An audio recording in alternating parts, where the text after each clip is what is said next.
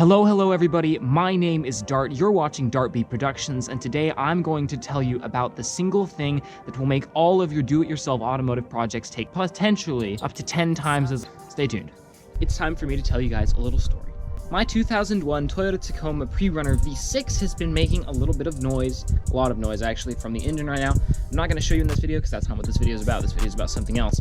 And I decided that it was probably the power steering pump. So I was like, well, let's make a video about how to diagnose a faulty power steering pump. Because obviously you want to diagnose a problem before you go and spend the money on getting a new replacement part just based off of a hunch. I'm fairly confident it is the power steering pump, but I wanted to be sure. So I did some research, found out what size and what bolt specifically to loosen to take the tension off of the power steering belt, and I got the first one done pretty much no problem. But the second one was in a bit of an awkward position. I'm gonna go ahead and show you guys where it is right now. Alrighty, so here's my wonderful 5VZ FE engine bay, and these are the bolts that I was supposed to loosen and enough so that I can take it out. Everything is hot. I just got home, so I'm going to try not to burn myself on any radiator hoses, but that was the first bolt. That one wasn't too bad. However, you start getting into the engine a bit more. I don't want to burn myself, so I'm not really going to hold my hand down there for too long, but if you look, there's a little arm down in there, and right in the center of the screen there is a shiny bolt. Why is that bolt shiny? Well, we'll get there in a minute.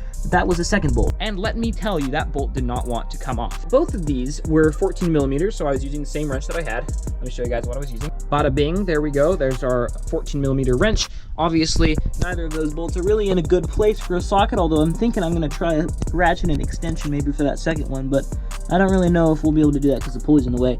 And so the first one was fine for the wrench. There's no trouble whatsoever. The second one, though, I was having a lot of trouble getting it off. It was stuck. So there I was, pulling as hard as I possibly could on this silly little bolt. I should have used some penetrating spray. This was my mistake. I will admit, I'm not blaming this on my tools. I'm not blaming this on the engine. I'm not blaming this on Toyota. I'm blaming this. I recognize that I could have prevented this if I'd been a bit more careful. And as I was pulling away and trying as hard as I possibly could to get this off, I'm pretty sure that the wrench slipped a little bit so that it was no longer fully on the head, and it essentially twisted and kind of stripped out half of that bolt. And after that, I could no longer fit the 12-point side of my wrench over it.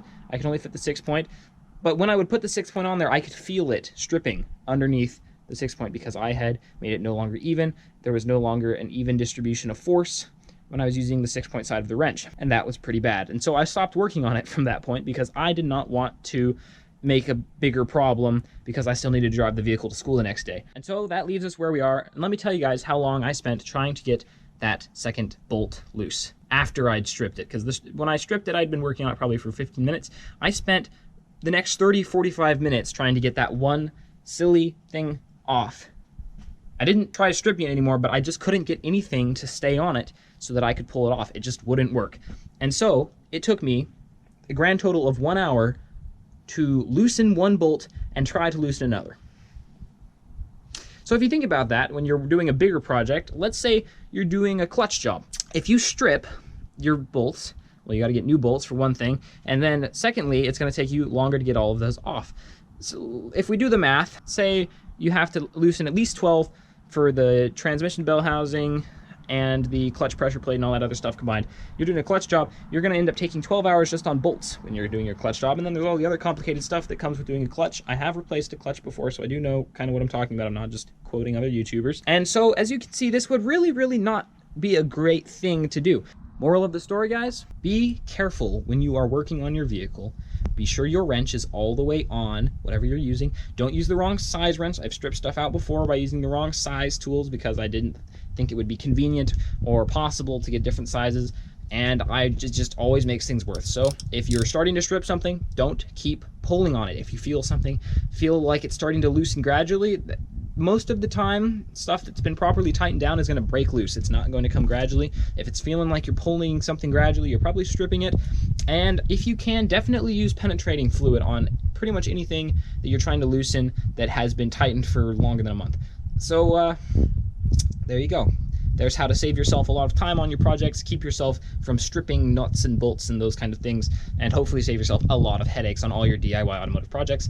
And this applies to other things, basically anything that involves using hand tools or any tools really on nuts, bolts, you know, anything that you get what I'm saying. So I apologize that this video is the best that I can offer you guys for this week. I know it's not really the best, but it is, hopefully, some useful advice for you guys, and I hope that you did enjoy. Please go down there, leave a like, subscribe to my channel, tell your friends about this video so that they can avoid making this very same mistake that I did, and I hope you guys all have a fantastic day. Peace out.